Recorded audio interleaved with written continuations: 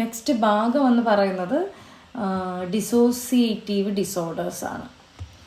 ഈ ഡിസോസിയേഷൻ നിങ്ങൾ കേട്ടിട്ടുണ്ടോ? എവിടെയെങ്കിലും കേട്ടിട്ടുണ്ടോ ഡിസോസിയേഷൻ? കേട്ടിട്ടില്ല. ഓക്കെ. നിങ്ങൾ മൾട്ടിപ്പിൾ പേഴ്സണാലിറ്റി ഡിസോർഡർ കേട്ടിട്ടുണ്ടോ? കേട്ടിട്ടുണ്ട്. ഓക്കെ. അപ്പോൾ ഡിസോസിയേറ്റീവ് ഡിസോർഡറിൻ്റെ ഒരു ഡിസോർഡറാണ്, ഒരു ടൈപ്പ് ഓഫ് ഡിസോർഡറാണ് multiple personality disorder. Okay. Krishnaja എന്താ പറഞ്ഞോ? കേട്ടിട്ടുണ്ട്. Okay okay. അപ്പോൾ ഈ ഡിസോസിയേറ്റീവ് ഡിസോർഡേഴ്സ് എന്ന് പറയുന്നത് ഒരു മെൻ്റൽ ഹെൽത്ത് കണ്ടീഷനാണ്. ഒരുപാട് കാര്യങ്ങൾ എഫക്റ്റ് ചെയ്യുന്ന ഒരു മെൻ്റൽ ഹെൽത്ത് കണ്ടീഷനാണ്. എന്തൊക്കെ കാര്യങ്ങളെ എഫക്റ്റ് ചെയ്യുക? നമ്മുടെ മെമ്മറീനെ അത് എഫക്റ്റ് ചെയ്യും, നമ്മുടെ അവെയർനെസ്സിനെ അത് എഫക്റ്റ് ചെയ്യും, നമ്മുടെ ഐഡൻറ്റിറ്റീനെ അത് എഫക്റ്റ് ചെയ്യും, നമ്മുടെ പെർസെപ്ഷൻ, നമ്മുടെ കാഴ്ചപ്പാടിനെ ഇത് എഫക്റ്റ് ചെയ്യും. എങ്ങനെയൊക്കെ എഫക്റ്റ് ചെയ്യാന്ന് വെച്ച് കഴിഞ്ഞാൽ, ഇപ്പോൾ ഒരു ട്രോമ ഉള്ള ഒരാളെടുത്ത് അല്ലെങ്കിൽ നമ്മൾ ചെന്ന് കഴിഞ്ഞ് അല്ലെങ്കിൽ അവർ ആ ട്രോമ എക്സ്പീരിയൻസ് ചെയ്യുമല്ലോ, എന്തെങ്കിലും ഒരു കാര്യം കണ്ടിട്ടോ ആ ട്രോമ കഴിഞ്ഞ് ഒരു 2 ഡേയ്സും 3 ഡേയ്സും ഒക്കെ കഴിഞ്ഞ് കഴിഞ്ഞാലും ചിലപ്പോൾ അതിൻ്റെ ഷോക്ക് മാറില്ല.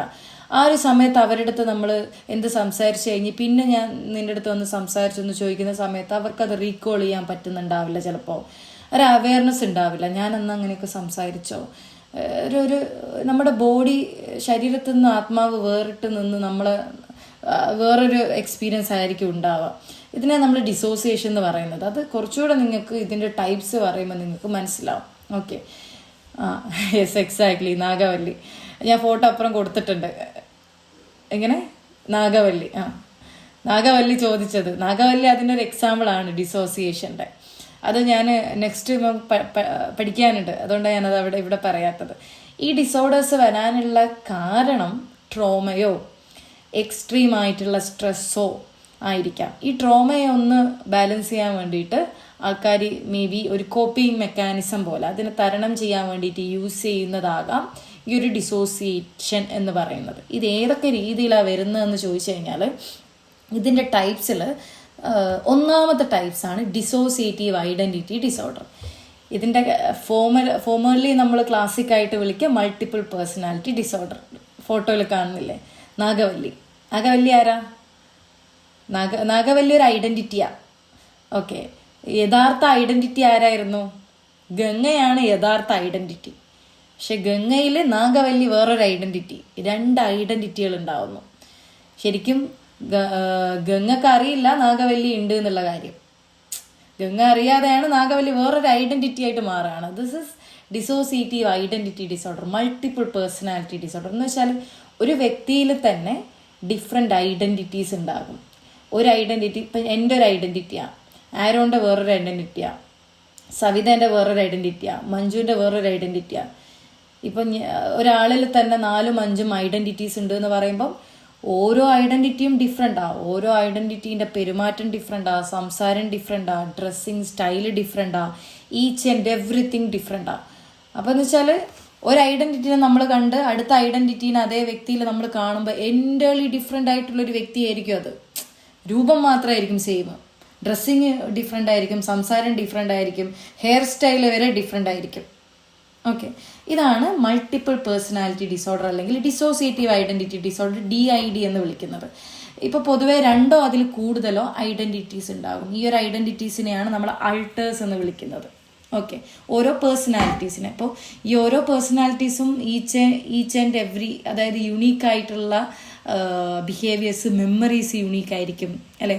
ഇപ്പോൾ ഗംഗക്ക് അറിയില്ലല്ലോ നാഗവല്ലിയാണ് ഉള്ളത് എന്നുള്ളത്. അവിടെ ഒരു മെമ്മറി, അവിടെ എന്താ വന്നൊരു മെമ്മറി ഗ്യാപ്പല്ലേ വരുന്നത്. അതുകൊണ്ടാണ് ഡിസോസിയേഷൻ മെമ്മറി എഫക്റ്റ് ചെയ്യുന്നതെന്ന് പറയാൻ കാരണം ഗംഗക്ക് അറിയില്ല നാഗവല്ലി ആകുന്ന സമയത്ത് അവിടെ ഒരു ഗ്യാപ്പാണ്, ഒരു ശൂന്യതയാണ് അല്ലേ. ആ ഒരു മെമ്മറി ഇല്ല ആൾക്ക്, അല്ലെങ്കിൽ ഒരു ടൈം ലോസ്, സമയമൊക്കെ പോയി, സമയം എവിടെയാണ് പോയത്, ഇങ്ങനെ ഒന്നും തിരിയാത്തൊരു രീതിയിലായിരിക്കും ഇവരുണ്ടാവുക എന്നുള്ളതാണ്.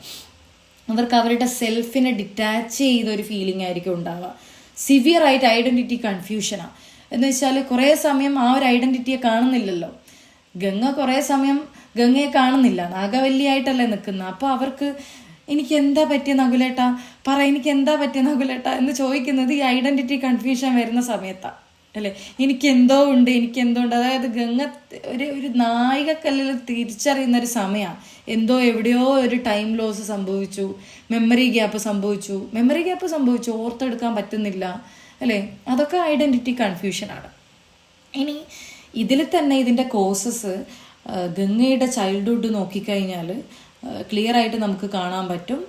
ആൾക്ക് ചൈൽഡ്ഹുഡ് ട്രോമ ഉണ്ടായിരുന്നു. എപ്പോഴെങ്കിലും കാണാൻ വരുന്ന അച്ഛനും അമ്മയും, അതായത് പാരൻ്റൽ നെഗ്ലക്റ്റ് ഉണ്ടായിരുന്നു. അതായത് ഗംഗക്ക് ഓൾറെഡി സ്കൂളിൽ പഠിക്കുന്ന സമയത്തെ പുസ്തകങ്ങളൊക്കെ വലിച്ചെറിഞ്ഞ് വരാന്തയിലൂടെ ഭ്രാന്തിയെപ്പോലെ ഓടി നടന്ന ഗംഗ എന്നൊക്കെയാണ് അതിൽ എക്സ്പ്ലനേഷൻ കൊടുക്കുന്നത് അല്ലേ. അപ്പോൾ ഈ ഓടി നടക്കുമ്പോഴും അവിടെ ഒരു ഡിസോസിയേഷനാണ് സംഭവിക്കുന്നത്. ചുറ്റുപാടുകളെ തിരിച്ചറിയാൻ പറ്റാത്തതുകൊണ്ടാണ് നമ്മൾ പരിസര ബോധമില്ലാതെ പെരുമാറാന്ന് കോമൺലി പറയില്ലേ, ലൈക്ക് ദാറ്റ്. ഓക്കെ, അപ്പോൾ ഗംഗയിൽ ക്ലിയർ ആയിട്ടുള്ള ഒരു ചൈൽഡ്ഹുഡ് ട്രോമ, ഒരു നെഗ്ലക്റ്റ് നമുക്ക് കാണാൻ പറ്റുന്നുണ്ട്. ആ ഒരു നെഗ്ലക്റ്റിലൂടെയാണ് ഈ ഒരു ഡിസോസിയേറ്റീവ് ഐഡന്റിറ്റി വരുന്നത് ആൾക്ക്. അതായത് അതിനൊരു കോപ്പിംഗ് മെക്കാനിസം പോലെ ഗംഗ എന്ത് ചെയ്യാണ്, നാഗവല്ലിയായിട്ട് ഗംഗ ഐഡന്റിഫൈ ചെയ്യാണ് ഗംഗയെ. ഓക്കെ, അപ്പോൾ ഇത് ചില ആളുകൾക്ക് എക്സ്ട്രീം ആയിട്ട് സ്ട്രെസ്സുള്ള സമയത്ത്, ഡിസാസ്റ്റർ ഒക്കെ നടക്കുന്ന സമയത്ത് ഉണ്ടാവാറുണ്ട് ചില ആളുകൾക്ക്. ഇത് വളരെ റെയർ ആയിട്ടുള്ളൊരു ഡിസോർഡറാണ്. ആൻഡ് ഏറ്റവും കൂടുതൽ റിപ്പോർട്ട് 100 വരെ, അതായത് അപ് ടു 100 അൾട്ടേഴ്സ് ഉള്ള പേഴ്സണാലിറ്റി ഡിസോർഡർ ഐഡൻറ്റിഫൈ ചെയ്തിട്ടുണ്ട്. അപ് ടു 100 എന്ന് പറയുമ്പോൾ എത്രത്തോളം ഉണ്ട് എന്ന് ആലോചിച്ചാൽ മതി. നിങ്ങൾ സ്പ്ലിറ്റ് മൂവി കണ്ടിട്ടുണ്ടോ? സ്പ്ലിറ്റ് കണ്ടിട്ടുണ്ടോ?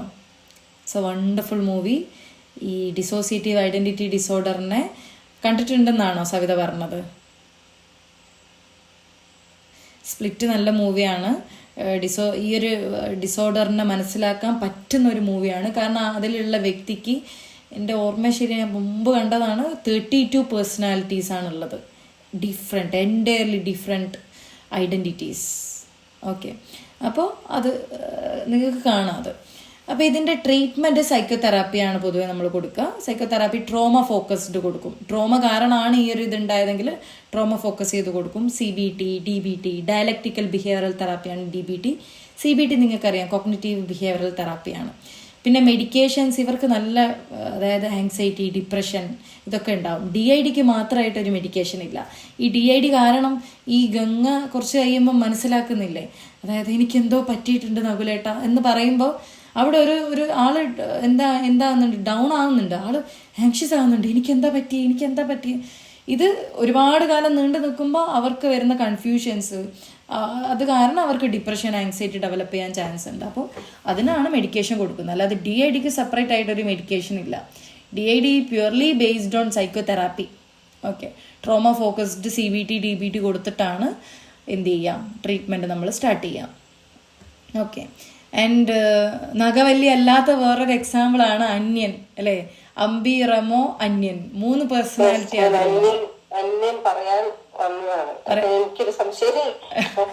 അതന്നെയാണോ എന്നല്ലേ? അതെ. അന്യനില് അമ്പി അറിയുന്നില്ല, അന്യൻ ആരാണെന്നുള്ളത് അറിയുന്നില്ല. അതിൽ കണ്ടാൽ മനസ്സിലാവും അമ്പിയുടെ എക്സ്ട്രീം ആയിട്ടുള്ള ഒരു ഓപ്പോസിറ്റ് വ്യക്തിയാണ് അന്യൻ അല്ലേ. അതിൽ നിന്നും ഡിഫറെൻ്റ് ഒരു ഐഡൻറ്റിറ്റിയാണ് റെമോ അല്ലേ. ഓക്കെ, അപ്പോൾ അതിനും ആൾക്ക് കാരണങ്ങൾ ആ മൂവിയിൽ കൊടുക്കുന്നുണ്ട് അല്ലേ. ആളുടെ ചൈൽഡ്ഹുഡ് എങ്ങനെയായിരുന്നു, ആൾക്ക് പ്രിയപ്പെട്ട ഒരാൾ മരണപ്പെട്ടു അല്ലേ, അതൊക്കെ അതിൽ കൊടുക്കുന്നുണ്ട്. അത് ആഫ്റ്റർ ഓൾ ഒരു മൂവിയാണ്, ബട്ട് ഇങ്ങനെയുണ്ടാകാം. ഇനി രണ്ടാമത്തെ ആളാണ് നമ്മുടെ ഡിസോസിയേറ്റീവ് അംനീഷ്യ. ഡിസോസിയേറ്റീവ് അംനീഷ്യ എന്ന് പറഞ്ഞു കഴിഞ്ഞാൽ ഒരു വ്യക്തിക്ക് ഒരു ട്രോമയ്ക്ക് ശേഷം പേഴ്സണൽ ഇൻഫർമേഷൻസ് ഒന്നും റീകോൾ ചെയ്യാൻ പറ്റാത്തൊരവസ്ഥ. അതൊരു നോർമൽ ഫോർഗറ്റിംഗ് അല്ല. നമ്മളിപ്പോൾ അയ്യോ ഫോൺ വെച്ച് മറന്നുപോയി എന്നാലൊക്കെ, അങ്ങനെയല്ല. അതായത് നോർമൽ ഫോർഗറ്റിങ്ങിലുപരി പല കാര്യങ്ങളും റീകോൾ ചെയ്യാൻ പറ്റാത്ത അവസ്ഥ. ഈ ഡിസോസിയേറ്റീവ് അംനീഷ്യ 4 ടൈപ്പാണ് ഉള്ളത്. ഒന്നാമത്തേത് ലോക്കലൈസ്ഡാണ്. ഒന്നാമത്തെ ടൈപ്പ് ലോക്കലൈസ്ഡ് എന്ന് പറയുമ്പോൾ ഒരു സ്പെസിഫിക് ഇവൻറ്റ് അല്ലെങ്കിൽ സ്പെസിഫിക് ടൈം ആയിരിക്കും മറന്നു പോവുക. ഇപ്പോൾ ഒരു ട്രോമ നടന്നു, ആ ട്രോമ നടക്കുന്നതിൻ്റെ ചിലപ്പോൾ ഒരു സ്പെസിഫിക് കാര്യങ്ങളായിരിക്കും, അല്ലെങ്കിൽ ചില ഭാഗങ്ങളായിരിക്കും മറന്നു പോവുക, ചില ടൈമുകളായിരിക്കും മറന്നു പോവുക. ഇന്നലെ എന്ന മൂവി, അതേത് മൂവിയായിരുന്നു? അതൊരു ശോഭനയ്ക്ക് പറ്റുന്ന ഒരു മൂവി ഉണ്ട് അവിടെ. എന്നിട്ട് അവരുടെ ക്യാരക്ടർ എല്ലാവരും മറന്നു പോകും. ജയറാമൊക്കെയുള്ള ഒരു ഫിലിമാണ്. ഞാൻ കണ്ടിട്ടില്ല കേട്ടോ അത്. എനിക്ക് മനസ്സിലായി.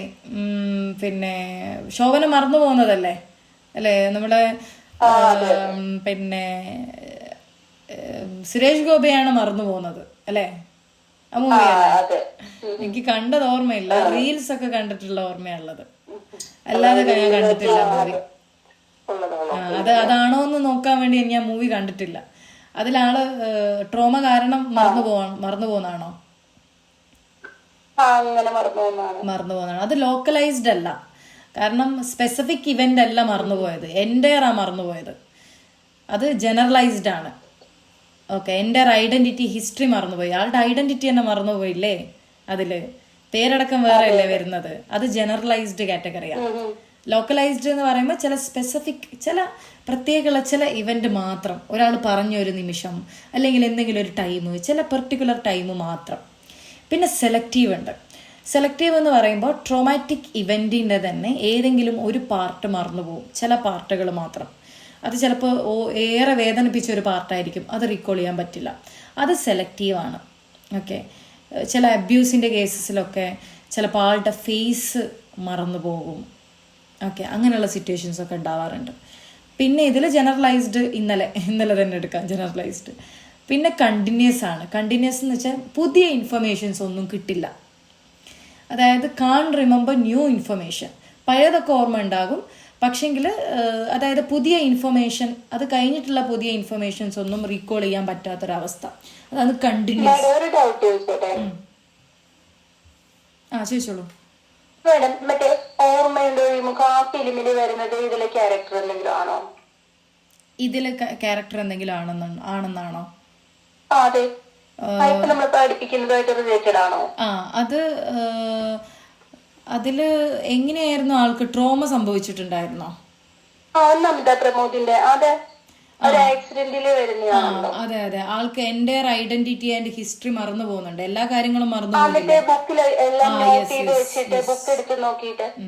ആൾക്ക് അത് മാത്രമല്ല, പുതിയ പുതിയ ഇൻഫർമേഷൻസും മറന്നു പോകുന്നുണ്ട്.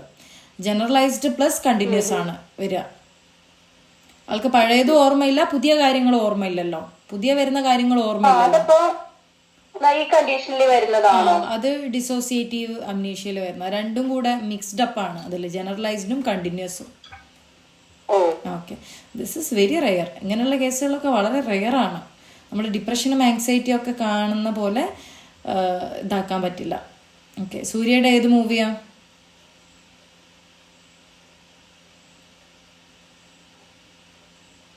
തമിഴിൽ ഏത് മൂവിയാ മറന്നു പോകുന്ന മൂവി ഉള്ളത്?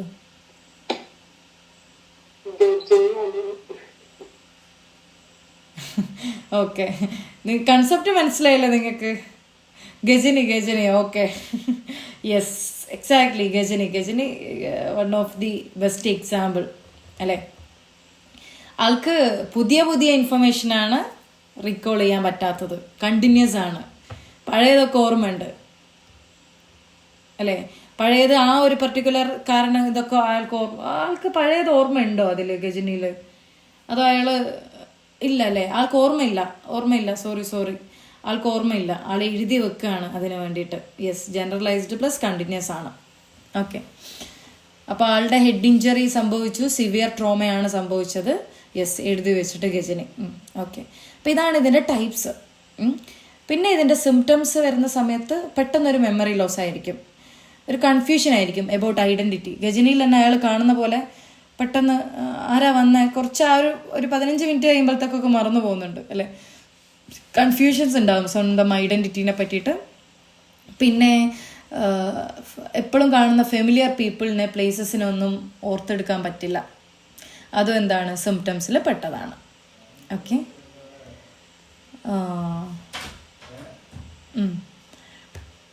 പിന്നെ നമുക്ക് ഡീപേഴ്സണലൈസേഷൻ വരുന്നുണ്ട്. ഡീപേഴ്സണലൈസേഷൻ കഴിഞ്ഞ് അതിൻ്റെ ട്രീറ്റ്മെൻറ്റും ഡയഗ്നോസിസും വരുന്നുണ്ട്. എനിക്കൊന്ന് ഡീപേഴ്സണലൈസേഷൻ നമുക്ക് നെക്സ്റ്റ് ക്ലാസ്സിൽ ഫ്രഷ് ആയിട്ട് എടുക്കാം. ഡീപേഴ്സണലൈസേഷൻ, ഡീറിയലൈസേഷൻ അല്ലേ? അത് നമ്മൾ പറഞ്ഞിട്ടില്ലല്ലോ അത് ഇല്ല. ഓക്കെ. ഈ പേരിൽ സൈക്കോളജിയുടെ ഒരു പ്രത്യേകത ഞാൻ എപ്പോഴും പറയുന്ന പോലെ പേരുകളിൽ ഉണ്ടാവും ഇത് എന്താ എന്നുള്ളത്. ഈ ഡീപേഴ്സണലൈസേഷൻ, ഡീറിയലൈസേഷൻ എന്ന് പറയുമ്പോൾ അതിൻ്റെ ലിറ്ററൽ മീനിങ് നിങ്ങൾക്ക് എന്താ മനസ്സിലാവുന്നത്? എന്താ നിങ്ങൾക്ക് തോന്നുന്നത്? എന്താണ് അതിൻ്റെ ഒരു ആ ഒരു പേര് കൊണ്ട് എന്താ ഉദ്ദേശിക്കുന്നത്?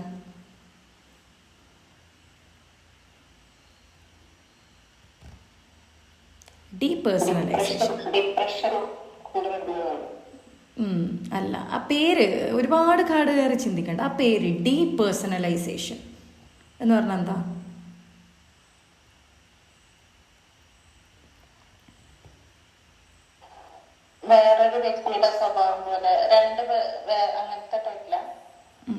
അതായത് നമ്മളൊരു പേഴ്സൺ ആണ്. ഡീപേഴ്സണലൈസേഷൻ എന്ന് പറയുമ്പോൾ നമ്മളല്ലാതെ തോന്നുന്ന ഒരു സിറ്റുവേഷൻ അല്ല. അത് നമ്മൾ ഐഡന്റിറ്റി ഡിസോർഡർ പഠിച്ചല്ലോ. അതല്ല, ഈ ഐഡന്റിറ്റിയിൽ ഉണ്ടാവും കേട്ടോ. ഈ ഡീപേഴ്സണലൈസേഷൻ ഉണ്ടാകും, ഡീറിയലൈസേഷൻ. ഡീപേഴ്സണലൈസേഷൻ എന്ന് പറയുമ്പോൾ നമ്മൾ എപ്പോഴാണ് യൂസ് ചെയ്യുക? നമ്മളല്ല എന്ന് തോന്നുന്ന പേഴ്സൺ നമ്മളാണ്. ഡീപേഴ്സണലൈസേഷൻ എന്ന് പറയുമ്പോൾ നമ്മളല്ല എന്ന് തോന്നുന്ന ഒരു സിറ്റുവേഷൻ. അതെങ്ങനെയാണ് വരുന്നത് എന്നുള്ളത് ഞാൻ ഡീറ്റെയിൽ ആയിട്ട് പറയാം. ഡീറിയലൈസേഷൻ എന്ന് പറയുമ്പോൾ റിയലൈസേഷൻ എന്ന് വെച്ചാൽ എന്താ? നമുക്ക് ചുറ്റുമുള്ളത് എന്താ എങ്ങനെയാണെന്നൊക്കെ നമുക്കറിയാം. ഡീറിയലൈസേഷൻ എന്ന് പറയുമ്പോൾ അതൊന്നും അറിയാൻ പറ്റുന്നില്ല. ഓക്കെ, അതിൻ്റെ നേരെ ഓപ്പോസിറ്റാണ് ഡി വരുമ്പോൾ വരാം. അപ്പോൾ ഇവിടെ ബേസിക്കലി ഈ ഡീപേഴ്സണലൈസേഷൻ അല്ലെങ്കിൽ റിയലൈസേഷൻ ഡിസോർഡർ എന്ന് പറയുമ്പോൾ ഒരു ഡിറ്റാച്ച്മെൻറ്റാണ്. ആരുമായിട്ടും? നമ്മളുമായിട്ടും ചുറ്റുമുള്ള ആളുകളുമായിട്ടും ഡിറ്റാച്ച്മെൻറ്റ്. ഇപ്പോൾ ഫോർ എക്സാമ്പിൾ നിങ്ങൾ റിയൽ ലൈഫിൽ അങ്ങനെ കാണാൻ സാധ്യതയില്ല. റിയൽ ലൈഫിൻ്റെ എക്സാമ്പിൾ ഇത് റെയറാണ്. അതുകൊണ്ടാണ് ഞാൻ എന്ത് ചെയ്യുന്നത്, ഞാൻ ഫിലിംസ് എടുക്കുന്നത്. എഗെയിൻ ഫിലിംസിലോട്ടേക്ക് പോവാം. നിങ്ങൾ ചില ട്രോമറ്റൈസ്ഡ് ആയിട്ടുള്ള ചില മൂവീസൊക്കെ കാണുമ്പോൾ പരിസരബോധം ഇല്ലാതെ നിലവിളിക്കുന്നതും അല്ലെ, ഒരു ട്രിഗർ കാണുന്ന സമയത്ത് ഇപ്പോൾ ഫോർ എക്സാമ്പിൾ ഒരു കുട്ടി അബ്യൂസ് ചെയ്യപ്പെട്ടു. ഓക്കെ, അബ്യൂസ് ചെയ്യപ്പെട്ട ഒരു കുട്ടിയാണെങ്കിൽ ആ അബ്യൂസറെ പോലെ തോന്നിക്കുന്ന ഒരാളെ കാണുമ്പോൾ ആ കുട്ടി നിലവിളിക്കുന്നു അല്ലേ, മൊത്തം അതായത് മുമ്പ് സെക്ഷൽ അബ്യൂസ് ഉണ്ടായ അതേ രീതിയിൽ റിയാക്ട് ചെയ്യുന്നു, കരയുന്നു, അയാളിടുന്നു ഓടി മറയാൻ വേണ്ടി നോക്കുന്നു. ഇതൊക്കെ എന്താ? ആൾക്ക് നമ്മൾ ചുരുക്കി മലയാളത്തിൽ പറയുകയാണെങ്കിൽ ആ ഒരു പരിസര ബോധം ആൾക്ക് കിട്ടുന്നില്ല. ഇതാണ് ഡീറിയലൈസേഷൻ. ചുറ്റുപാടുകളെ തിരിച്ചറിയാൻ പറ്റുന്നില്ല. ശരിക്കും ആ ഒരു ചുറ്റുപാടിൽ കുട്ടിക്ക് ഒരു അബ്യൂസും നടക്കുന്നില്ല, ആ ഒരു ചുറ്റുപാടിൽ ഒരു ത്രെട്ടനിങ്ങും നടക്കുന്നില്ല. പക്ഷേ ആൾക്ക് സറൗണ്ടിങ്സുമായിട്ടൊരു ഡിറ്റാച്ച്മെൻറ്റ് സംഭവിക്കുന്നു. അതായത് സറൗണ്ടിങ്സിനെ സെൻസ് ചെയ്യാനോ അതിനനുസരിച്ച് പ്രവർത്തിക്കാനോ പറ്റാത്തൊരു സിറ്റുവേഷൻ. ഇതാണ് ഡീറിയലൈസേഷൻ. ഇനി ഡീപേഴ്സണലൈസേഷൻ എന്ന് പറയുമ്പം നമ്മൾ ഇതൊക്കെ ആരാ ചെയ്ത് മനസ്സിലാവുന്നില്ല. ആരാ ചെയ്ത്? ഞാൻ തന്നെയാണോ ചെയ്തത്? ഒരു കണക്ഷൻ പോകുന്നൊരവസ്ഥ. അതായത് നമ്മളെ തന്നെ വേറൊരാളായിട്ട് കാണുന്നൊരവസ്ഥ. അതായത് നമ്മൾ തന്നെ നോക്കിക്കാണാം വേറൊരു വ്യക്തിയായിട്ട്. ഇത് നീയാണ് ചെയ്തത് എന്നുള്ള രീതിയിൽ നമ്മളെ തന്നെ വേറൊരാളായിട്ട് നോക്കിക്കാണാം. നമ്മുടെ ശരീരത്തിൽ നമ്മൾ ആത്മാവില്ലാത്ത പോലെ തോന്നുക. ഇതൊക്കെ ആരാ ചെയ്തതെന്ന് ചോദിക്കുന്ന സമയത്ത് ഞാനാണോ എന്നൊക്കെ ഒരു ഡൗട്ട്ഫുള്ളായിട്ട് തോന്നുക. അതായത് നമ്മൾ തന്നെ ആണോ എന്നുള്ളൊരു ഡിറ്റാച്ച്മെൻറ്റ് എന്ന് പറയുമ്പോൾ അതിൽ നിന്നൊക്കെ സെൽഫിൽ നിന്നും സറൗണ്ടിങ്സിനൊക്കെ ഒരു അറ്റാച്ച്മെൻ്റ് ഇല്ലാത്തൊരവസ്ഥ. ഇതാണ് ഡീപേഴ്സണലൈസേഷൻ ആൻഡ് ഡീറിയലൈസേഷൻ. ഇത് ഐഡൻറ്റിറ്റി ഡിസോർഡറിൽ എങ്ങനെയാണ് വരിക? മൾട്ടിപ്പിൾ പേഴ്സണാലിറ്റിയിൽ ഇതെങ്ങനെയാണ് വരിക? ആൾക്ക് റിയലൈസേഷൻ ഉണ്ടോ? വേറൊരു വ്യക്തിയായി നിൽക്കുമ്പോൾ, വേറൊരു പേഴ്സണായി നിൽക്കുമ്പോൾ ആൾ ചുറ്റുപാടുകൾ മറന്നു പോകുന്നുണ്ട് അല്ലേ? ഗംഗക്ക് എന്താ സംഭവിച്ചത്? ഡീപേഴ്സണലൈസേഷൻ അല്ലേ? അതായത് ഗംഗക്ക് ഞാനാണ് ഇതൊക്കെ സംസാരിക്കുന്നത്, ഞാനാരാ നകുലേട്ട, ഞാനിപ്പോൾ എന്താ ചെയ്ത് നകുലേട്ട എന്ന് ചോദിക്കുമ്പോൾ അവിടെ ഒരു ഡീപേഴ്സണലൈസേഷനാണ്. ആളുടെ സെൽഫുമായിട്ട് ആൾ ഡിറ്റാച്ച്ഡാണ് ചെയ്യുന്നത്. ഈ ഡീപേഴ്സണലൈസേഷൻ ആൻഡ് ഡീറിയലൈസേഷൻ പല രോഗാവസ്ഥകൾ, അതായത് മെൻ്റൽ ഡിസോർഡേഴ്സിൻ്റെ ഒപ്പം നമുക്ക് എക്സ്പ്ലെയിൻ ചെയ്യാൻ പറ്റുന്ന കാര്യമാണ് ഇവിടെ നടക്കുന്നത്. ഇപ്പോൾ ഇതിൻ്റെ സിംറ്റംസ് പറയുന്ന സമയത്ത്, ഡീപേഴ്സണലൈസേഷൻ്റെ സിംറ്റംസ് പറയുന്ന സമയത്ത് നമ്മളെ തന്നെ നമ്മൾ ഒരു ഔട്ട്സൈഡിലുള്ള ഒരാൾ നോക്കുന്ന പോലെ നോക്കി കാണാൻ വേണ്ടിയിട്ട് നോക്കും. ഓക്കെ, അതുകൊണ്ടാണ് ഗംഗ എനിക്ക് എന്നാ പറ്റിയ നകുലേട്ടാന്ന് ചോദിക്കുന്നതൊക്കെ. ആൾക്ക് ആ ഒരു പേഴ്സണലൈസേഷൻ ഇല്ല, ഞാനാണ് ഈ വ്യക്തി, ഇതൊക്കെ ഞാനാണ് ചെയ്യുന്നത് എന്നുള്ള റിയലൈസേഷനോ ഇല്ല. സറൗണ്ടിങ് ഒക്കെ ചുറ്റുമുള്ളതൊക്കെ ഇവിടെ ഒന്നും സംഭവിച്ചിട്ടില്ല, അൺറിയൽ ആയിട്ട് തോന്നുക, ഡിസ്റ്റോർട്ടഡ് ആയിട്ട് തോന്നുക, അങ്ങനെയൊന്നും ഇല്ല എന്ന് തോന്നുക അല്ലേ. ഈ റിയലൈസേഷനൊക്കെ ട്രോമ എക്സ്പീരിയൻസ് ചെയ്യുന്ന ആളുകൾക്കും വരാറുണ്ട്. അല്ലെങ്കിൽ എക്സ്ട്രീമായിട്ട് ഇമോഷൻസ് ഔട്ട് ബേസ്റ്റ് ആവുന്ന സമയത്ത് ഡീറിയലൈസേഷൻ ഉണ്ടാവും. ഇതൊക്കെ ഫുൾ അൺറിയൽ ആണ്, ഇതൊക്കെ കാപട്യാണ്, ഇതെന്താ ഇവിടെ ഇപ്പം എന്താ നടക്കുന്നത്, എനിക്കൊന്നും മനസ്സിലാവുന്നില്ല, ഇങ്ങനെയൊക്കെ ഉള്ളതില്ല. ഇതൊക്കെ എക്സ്ട്രീം ലെവലിലോട്ടേക്ക് പോകുമ്പോൾ ഡീറിയലൈസേഷനാണ് വരിക. ഇതുള്ള സമയത്ത് ഒരു ഇമോഷണൽ നംനെസ് ആയിരിക്കും. അതായത് ഇതിൻ്റെ സിംറ്റംസ് പറയുന്ന സമയത്ത് പ്രത്യേകിച്ച് ഒരു ഇമോഷൻസ് ഒന്നും ഇല്ലാതെ ഇങ്ങനെ നംനെസ് എന്ന് പറഞ്ഞാൽ എന്താ, ഒരു വികാരം ഇല്ലാതെ നമ്മളിങ്ങനെ നിൽക്കുക, അതാണ് ഇമോഷണൽ നംനെസ് ഉണ്ടാകും. Out of the body experience ആയിരിക്കും.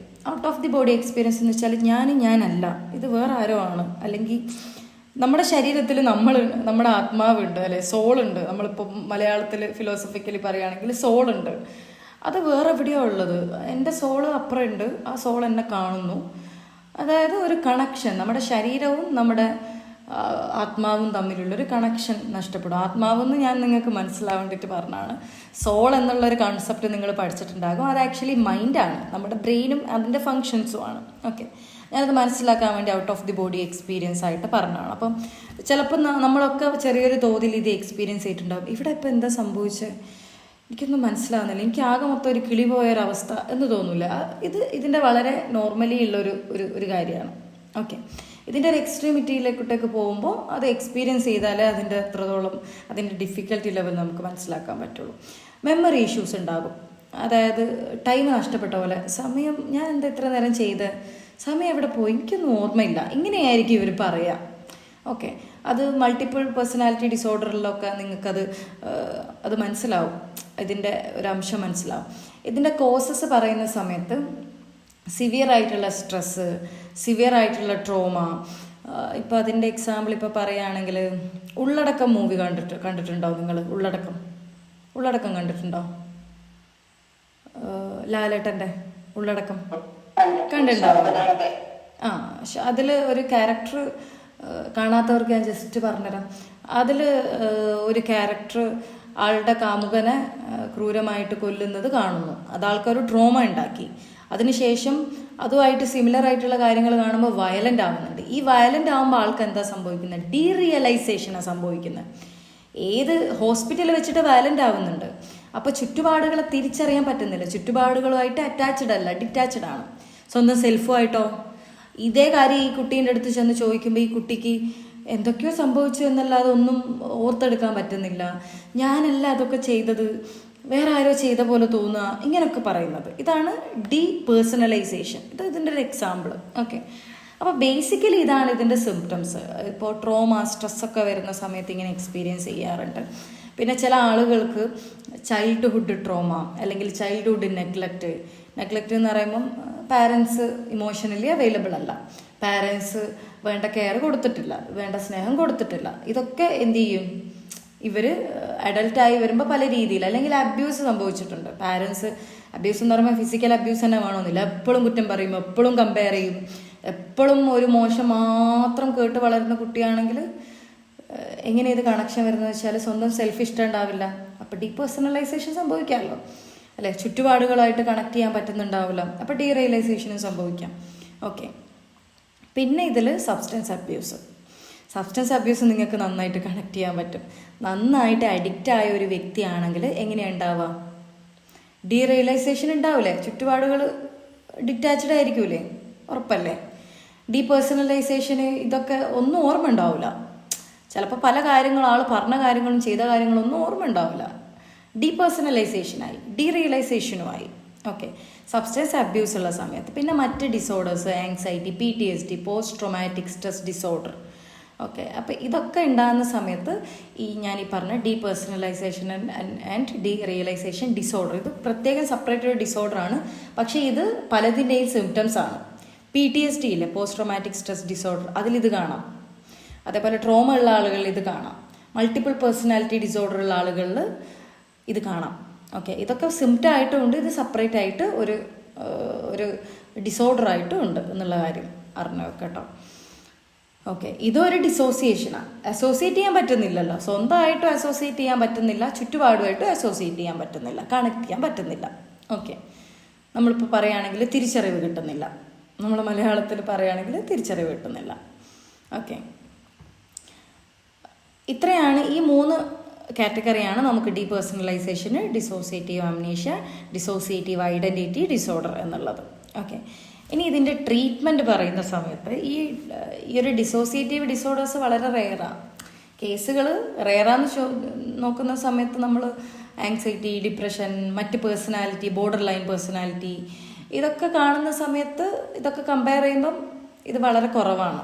ഓക്കെ, അപ്പോൾ ഈ ട്രീറ്റ്മെൻറ്റ് നോക്കുന്ന സമയത്ത് ബേസിക്കലി ഡിസോസിയേറ്റീവ് ഡിസോർഡേഴ്സ് ട്രോമയായിട്ട് വളരെ കണക്റ്റഡ് ആയിരിക്കും.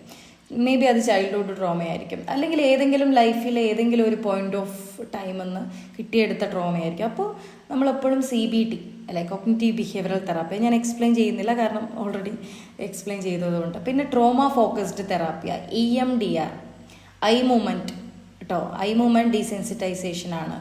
ഐ മൂവ്മെൻറ്റ് എന്ന് പറയുമ്പോൾ ട്രോമ ഉള്ള ആളുകളിൽ ഐ മൂവ്മെൻറ്റ് നമ്മൾ നോക്കിയിട്ട് അതിലൊരു തെറാപ്പി ഉണ്ട്. ഇത് EMDR എല്ലാവർക്കും ഒന്നും ചെയ്യാൻ പറ്റില്ല, ഈവൻ എനിക്ക് ചെയ്യാൻ പറ്റില്ല, ഒരു ക്ലിനിക്കൽ സൈക്കോളജിസ്റ്റിന് ചെയ്യാൻ പറ്റില്ല, അണ്ടിൽ ദേ ആർ ലേൺഡ്, അല്ലെങ്കിൽ അതിന് ട്രെയിൻഡ് ആയിരിക്കണം. EMDR നമുക്ക് ചെയ്യാൻ പറ്റില്ല. EMDRൽ പ്രത്യേകം ട്രെയിൻഡ് ആയാൽ മാത്രമേ അത് ചെയ്യാൻ പറ്റുള്ളൂ. ഓക്കെ, അത് എന്തുകൊണ്ടാണെന്ന് വെച്ചാൽ ട്രോമ ആയതുകൊണ്ടാണ്. നമ്മളറിയാതെ ഇത് വെറുതെ ചെയ്യുന്നൊരു കാര്യമല്ല EMDR.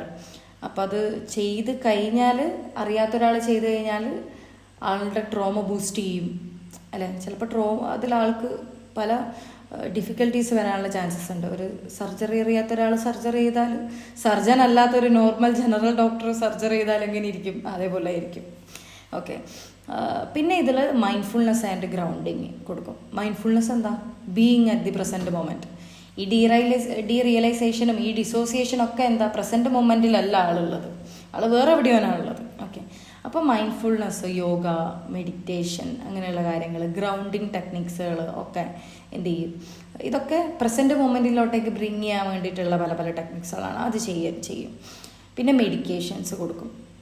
അതായത് ഈ ഡിസോസിയേഷനുള്ള ആളുകൾക്ക് ആങ്സൈറ്റിയും ഡിപ്രഷനും ഉണ്ടാവും, ഒരു വെപ്രാളുണ്ടാവും. അപ്പോൾ എന്ത് കൊടുക്കും?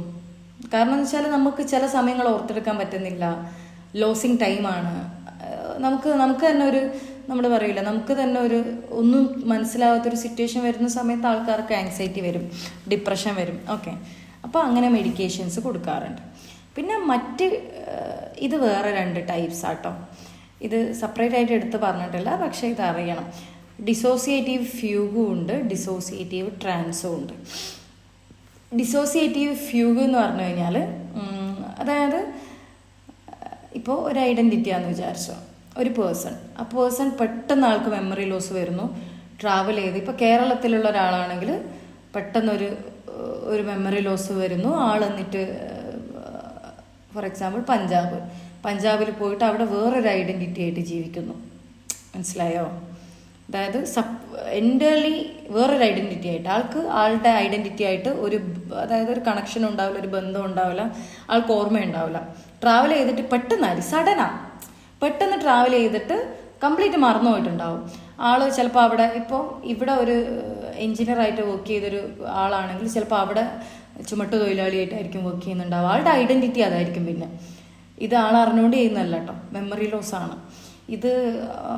നമ്മുടെ ഐഡൻറ്റിറ്റിയിൽ നമ്മൾ സാറ്റിസ്ഫൈഡ് അല്ല, അല്ലെങ്കിൽ വർക്ക് പ്രഷർ ഓവർലോഡ് ആവുന്നുണ്ട്, നമ്മുടെ ഐഡൻറ്റിറ്റിയിൽ നമ്മൾ കംഫർട്ട് അല്ല, നമ്മുടെ ആ ചുറ്റുപാടുകളും നമ്മുടെ ജീവിതശൈലി ഒന്നും നമുക്ക് ഇഷ്ടപ്പെടുന്നില്ല. അത് എക്സ്ട്രീം സിറ്റുവേഷൻസിലോട്ടൊക്കെ പോകുമ്പോൾ ആൾക്കാർ പൊതുവെ അതൊന്നും ഒരു കോപ്പിയിങ് പോലെ ഇതിങ്ങനെ ചെയ്യാറുണ്ട്. ആൻഡ് അവരുടെ അടുത്ത് ചെന്നിട്ട് നിങ്ങൾ ഏതാണെന്ന് ചോദിച്ചു കഴിഞ്ഞാൽ അവരുടെ ന്യൂ ഐഡൻറ്റിറ്റിയെ പറയുള്ളൂ. പഴയ ഐഡൻറ്റിറ്റി ചിലപ്പം ഓർമ്മ ഉണ്ടാവില്ല. ചില ആൾക്കാർ തിരിച്ചു വരും, പെട്ടെന്ന് ഓർമ്മയായിട്ട് പെട്ടെന്നൊരു കണക്ഷൻ വന്നിട്ട് തിരിച്ചു വരുന്ന ആൾക്കാരും ഉണ്ട്. ഓക്കെ, ഇതൊക്കെ റെയറാട്ടോ, ഡിസോർഡേഴ്സ് റെയറാണ്. ഇതാണ് ഡിസോസിയേറ്റീവ് ഫ്യൂഗ്. ഒന്നും ഓർമ്മ ഉണ്ടാവില്ല, കംപ്ലീറ്റ് വേറൊരു ഐഡൻറ്റിറ്റി ആയിട്ട് അവിടെ പോയി ജീവിക്കും. നമ്മൾ ഫിലിംസിലൊക്കെ പിന്നെ കാണാറില്ലേ, ഇപ്പോൾ ലിയോ അല്ലേ, one of the best example. ആൾ വേറൊരു ഐഡൻറ്റിറ്റി ആയിട്ട് ജീവിക്കുകയാണ്, പക്ഷെ ആൾക്കറിയാം എൻ്റെ ഐഡൻറ്റിറ്റി ഇതായിരുന്നു എന്നുള്ളത്. പക്ഷേ ഈ വ്യക്തിക്ക് അറിയാൻ പറ്റില്ല. അതാണ് ഡിഫറൻസ് വരുന്നത്. പിന്നെ ഇതിൽ വരുന്നതാണ് ഡിസോസിയേറ്റീവ് ട്രാൻസ്. ഇത് നമ്മൾ പലപ്പോഴും കാണുന്നതാണ്. നമ്മൾ തെയ്യം കളിക്കുന്നത് അല്ലേ, അതേപോലെ അങ്ങനെ പല പല കൾച്ചർ റിലേറ്റഡ് ആയിട്ട് കുത്തിറാത്തീബ് പല റിലീജിയൻസിലും ഇതുണ്ട്. അവിടെ എന്താ, ഇതൊരു ഡിസോസിയേറ്റീവ് ട്രാൻസാണ്. നമ്മൾ ഫഹദ് ഫാസിലിൻ്റെ ഒരു ട്രാൻസ് മൂവിയില്ലേ, അതിലൊക്കെ എന്താ പറയുന്നത്, ഹല്ലേലൂയ എന്ന് പറഞ്ഞതാക്കും ആള് വേറൊരു പേഴ്സണായിട്ട്, വേറൊരു പേഴ്സൺ എന്നല്ല, നമ്മുടെ ആ ഒരു കോൺഷ്യസ് ലെവലിൽ നിന്ന് മാറി അൾട്ടേർഡ് സ്റ്റേറ്റ് ഓഫ് കോൺഷ്യസ്നെസ് എന്ന് അതിനെ വിളിക്കാം. ഇപ്പോൾ ഫോർ എക്സാമ്പിൾ മെഡിറ്റേഷൻ ചെയ്യുമ്പോൾ നമ്മൾ നോർമൽ ലെവലിലുള്ള കോൺഷ്യസ്നെസ് അല്ല, അൾട്ടേർഡ് സ്റ്റേറ്റാണ്. എന്ന് വെച്ചാൽ കോൺഷ്യസ്നെസ്സിൽ മാറ്റം വന്നു. നമ്മൾ ഉറങ്ങുമ്പോൾ സെയിം കോൺഷ്യസ്നെസ് ആണോ? അല്ല, അതും അൾട്ടേർഡാണ്. ഹിപ്നോട്ടിസം ചെയ്യുമ്പോൾ നമ്മൾ കോൺഷ്യസ്നെസ് ആണോ? അല്ല, അതും അൾട്ടേർഡാണ്. എന്ന് വെച്ചാൽ വ്യതിയാനങ്ങൾ വരുന്നതാണ്, അതാണ് അൾട്ടേർഡ് സ്റ്റേറ്റ്.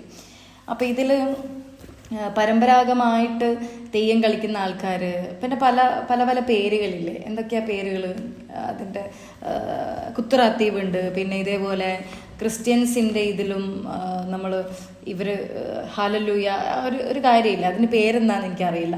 വേറെ എന്തൊക്കെയാണ് നിങ്ങൾക്ക് അറിയാവുന്നതുള്ളത്? ഒരു കോൺഷ്യസ്നെസ് മാറുന്ന ഒരു കാര്യം, അവരല്ലാതെ വേറൊരു വ്യക്തിയായിട്ട് അവരപ്പോൾ ആ ഒരു ചെറിയൊരു ഡ്യൂറേഷനിലായിരിക്കും അത് ഉണ്ടാവുള്ളൂ. വേറെ എന്തൊക്കെ പേരാണ് നിങ്ങൾക്ക് അറിയാവുന്ന?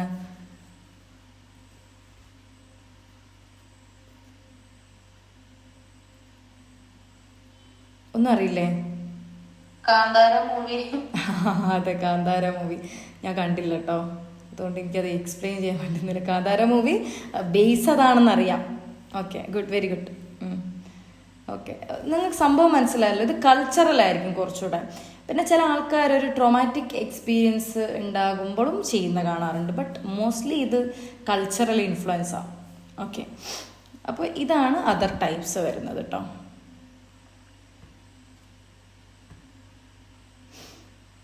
ഇതിൻ്റെ ഡയഗ്നോസിസേ ഒരു ക്ലിനിക്കൽ ഇൻ്റർവ്യൂ.